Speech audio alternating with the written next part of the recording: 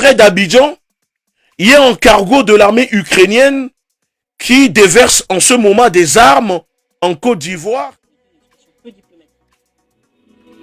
Voilà, vous avez écouté les déclarations de cette ministre néocolon sur Abidjan. Hein, elle était en visite dans le camp de concentration de la Côte d'Ivoire. Avec son côté paternaliste, est partie en Côte d'Ivoire pour dire aux Ivoiriens, méfiez-vous des Russes, méfiez-vous des Russes, des méchants Russes, parce que nous, Français, c'est nous qui vous aidons. Nous, Français, c'est nous qui sommes vos amis. Nous, Français, c'est nous qui sommes là pour vous quand il y a des problèmes. Ah, la politique, j'adore la politique, la diplomatie française. Paris appelle les Ivoiriens à se méfier de la désinformation russe qui nourrit un sentiment anti-français. Nous aidons la population, mais nous leur demandons d'ouvrir les yeux et de réaliser qui aide et qui nuit, a déclaré la ministre française des Affaires étrangères Catherine Colonna en visite à Abidjan. France lutte contre la désinformation dans les pays des autres en Afrique. Elle ne lutte pas contre la désinformation, bien évidemment en France. Si ça se produit, mais c'est parce qu'il y a des forces à l'œuvre qui vous racontent des sornettes, a-t-elle lancé lors d'une visite dans la bibliothèque 1949 dans le quartier populaire de Yopougon, où elle a rencontré le ministre ivoirien de la promotion de la jeunesse, Mamadou Touré. Nous avons un devoir d'accompagner le développement du pays. Vous avez le devoir de ne pas vous faire prendre pour des imbéciles, a-t-elle ajouté. La France, disposée à poursuivre son soutien, le ministre ivoirien a pour sa part estimé qu'il fallait trouver les instruments pour analyser, décrypter les fausses informations et ainsi éclairer. Nombre de responsables des deux pays redoutent que la propagande anti-française à l'œuvre au Burkina et au Mali voisins ne s'intensifie en Côte d'Ivoire. Alors là, je ne sais pas ce que vous pensez. Je ne sais pas ce que vous pensez, vous, mais moi j'ai ma petite idée. Alors, comprends bien, la France veut lutter contre l'influence russe, mais dans le même temps, elle-même fait de l'influence sur les populations africaines. Parce que l'objectif de la France est de sauver son influence qui, vous le savez tous, en ce moment, est en décrépitude totale. Et ce n'est pas la faute des Russes, encore moins des Chinois ou encore moins des Turcs. Ces propos, ces déclarations ne sont que des éléments de langage pour distraire en réalité les populations. Alors, quand j'ai vu cette déclaration de la ministre, ma curiosité personnelle en tant qu'être humain m'a poussé à me renseigner rapidement. Selon les informations que j'ai réussi à obtenir, il semblerait que les renseignements français soient au courant que prochainement en Côte d'Ivoire, il risque d'avoir un soulèvement, il risque d'avoir des mobilisations, des manifestations contre la France, contre l'influence, contre la politique de la France avec son gardien de camp de concentration à dos mouton. Alors pour anticiper les choses, Paris, l'Élysée a décidé d'envoyer la ministre des Affaires étrangères de la France en Côte d'Ivoire pour parler aux dirigeants de ce pays, aux ministres, aux journalistes, mais surtout pas seulement parler aux journalistes. La ministre est venue avec une petite manette d'argent qu'elle a eu le temps de distribuer à quelques journalistes et médias en Côte d'Ivoire sélectionnés pour l'occasion, pour permettre à ces médias et ces journalistes de renforcer la propagande anti-russe, de renforcer la manipulation au sein des populations ivoiriennes, parce que la DGSE est au courant que ce qui se passe au Mali, au Burkina Faso, va prochainement va déferler sur la Côte d'Ivoire. La deuxième information, si vous n'êtes pas au courant, vous avez vu, il y a eu des déclarations du président du Nigeria qui a déclaré que les armes que les Occidentaux déversent en Ukraine, en ce moment, sont déjà en Afrique de l'Ouest, se retrouvent déjà au Nigeria. Ça fait des semaines que un cargo de l'armée ukrainienne fait des va-et-vient en Côte d'Ivoire avec du matériel. Près d'Abidjan, il y a un cargo de l'armée ukrainienne qui déverse en ce moment des armes en Côte d'Ivoire, et ces armes-là équipent directement les groupes terroristes qui sont répartis un peu partout du Sahel et qui attaquent le Bénin et le Togo. Ça fait des semaines que l'avion que vous voyez sur la photo, je vais même vous dire le modèle de l'avion parce que on a quand même tout reçu. C'est un cargo AC-130 de troupes de l'armée ukrainienne. Et ce cargo a cette capacité d'atterrir dans le désert où il n'y a pas de piste. Il y a des pistes, il y a des parties aménagées exprès pour ce cargo. Ça permet à ce cargo d'atterrir et de repartir. Et d'ailleurs, souvenez-vous, je vous avais déjà parlé en vous disant que au Togo et au Burkina, il y a des militaires qui observent que un avion, un cargo survole le pays et fait des atterrissages dans des zones où normalement il y a des groupes terroristes qui attaquent les populations. Et donc pour ceux qui ne sont pas au courant, vous devez savoir que les armes qui sont déversées en Ukraine, il n'y a pas de listing. Ça veut dire que les Occidentaux ne demandent pas aux Ukrainiens où vont ces armes, qui utilise ces armes, comment ces armes, ces bombes, ces missiles sont utilisés.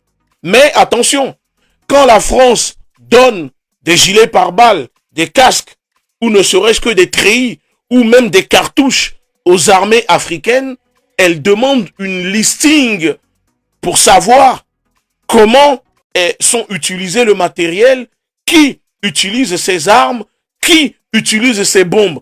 Mais quand il s'agit de l'Ukraine, on ne demande rien, il n'y a pas de suivi, rien du tout. Et maintenant, ces armes-là se retrouvent directement en Afrique. Et ça équipe les groupes terroristes financés, entraînés par la DGSE, le service action de la DGSE, sous directement l'ordre de l'Élysée. Et donc maintenant, revenons aux déclarations de la ministre Catherine Colonna. Cette ministre trouve que elle avait besoin de dire aux Ivoiriens de se méfier de la propagande russe. Et donc, elle appelle les Ivoiriens à se méfier de la Russie. Alors, je ne vais même pas, aller vraiment en profondeur. Je vais vous montrer une vidéo. Je vais commencer par cette vidéo. De l'opération Licorne et des véhicules blindés appartenant à l'agent pour protéger les civils français. Ces frappes résultent comme le nouveau président. Voilà, vous avez vu cette vidéo? Et donc je commence par cette vidéo. Alors, Madame la ministre, si peut-être vous n'avez pas la mémoire, je vais vous aider à vous souvenir de quelques faits qui se déroulent jusqu'à maintenant. Qui a bombardé le palais présidentiel de Laurent Gbagbo? Qui a installé le rebelle Ouattara au pouvoir par les armes?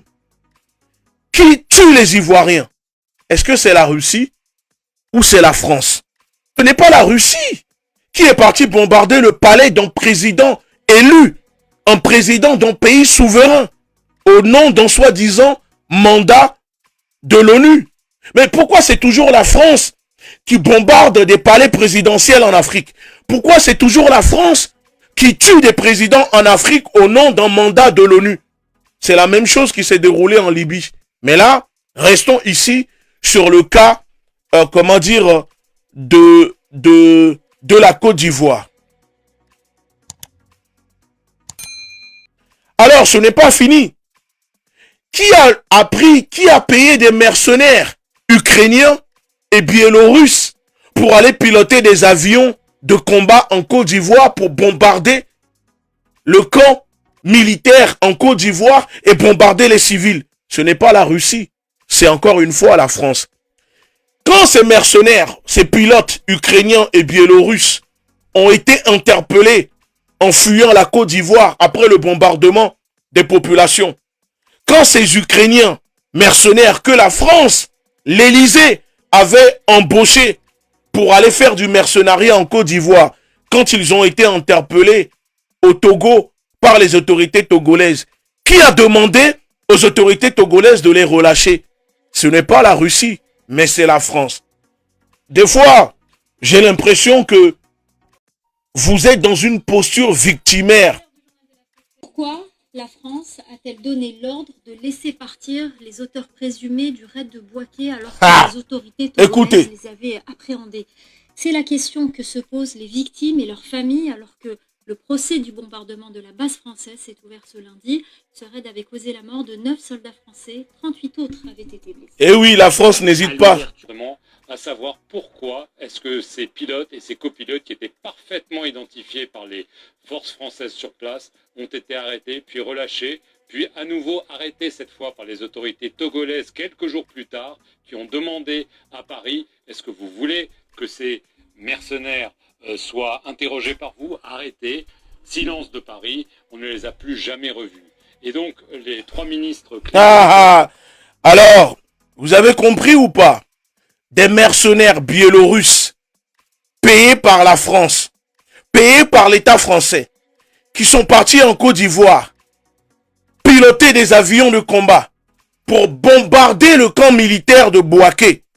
Parce que pour que la France légitime une intervention contre l'ancien président élu qui était au pouvoir, la France n'a pas hésité à sacrifier ses propres soldats, à sacrifier des pères de famille, des enfants des gens, pour légitimer une fausse intervention.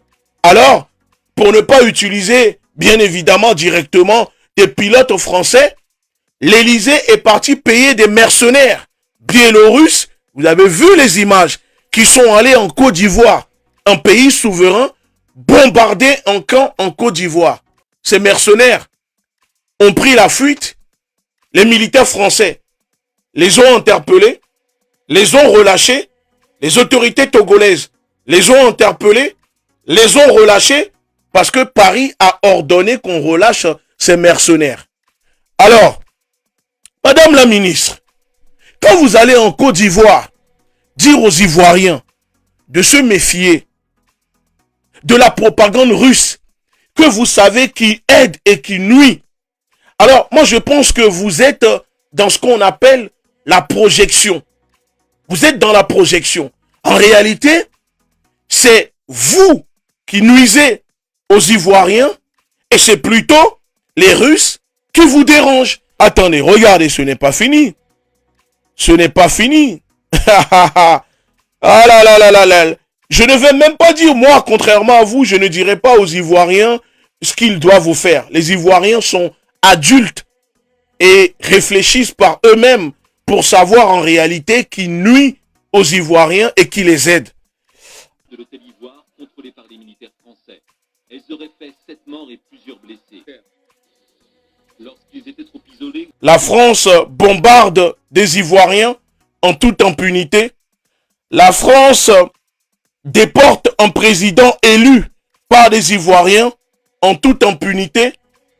La France massacre des soldats ivoiriens en toute impunité. Mais la France nous dit en 2022 que les Ivoiriens doivent se méfier de la propagande russe parce que c'est la France qui les aide et c'est la Russie qui est là pour les nuire. Je pense que jusqu'à maintenant, on est d'accord que on ne voit pas comment la Russie nuit aux Ivoiriens. Si vous avez des éléments, des vidéos ou je ne sais quoi, des méfaits de la Russie contre le peuple ivoirien, n'hésitez pas à me l'envoyer. Parce que moi, j'ai fait mes recherches et je n'ai rien vu. Je n'ai pas vu, ne serait-ce que un Russe en train d'égorger un Ivoirien.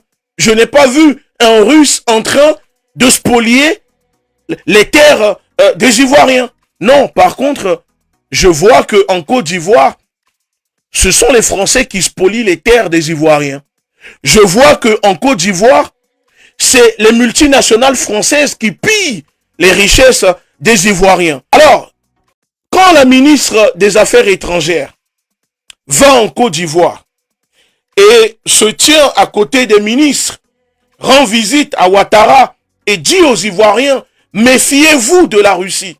En réalité, quand la France dit quelque chose, il faut toujours regarder l'inverse. Puisque la France dit, méfiez-vous des Russes, cela veut dire en réalité, méfiez-vous de la France. Parce que le malheur des Ivoiriens, ce n'est pas la Russie. Qu'est-ce que les pauvres Russes font comme mal aux Ivoiriens? Le malheur de la Côte d'Ivoire, des Ivoiriens et des Africains, c'est la France. C'est la France qui, depuis des années, commet des crimes multicentenaires sur les populations en Côte d'Ivoire. Pourquoi je dis que la Côte d'Ivoire est un camp de concentration français?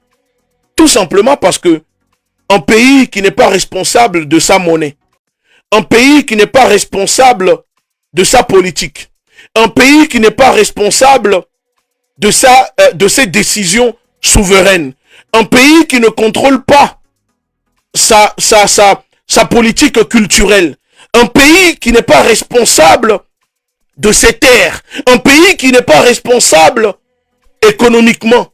Mais je suis désolé, c'est un camp de concentration. Ce n'est pas un pays, puisque en Côte d'Ivoire, les Ivoiriens ne sont pas responsables de tout ce qui se passe dans leur pays. C'est un camp de concentration.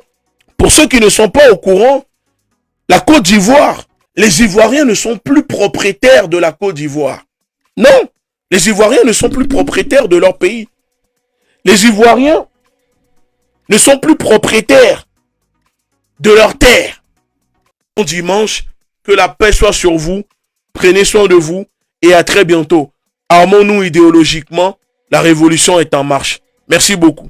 Ciao.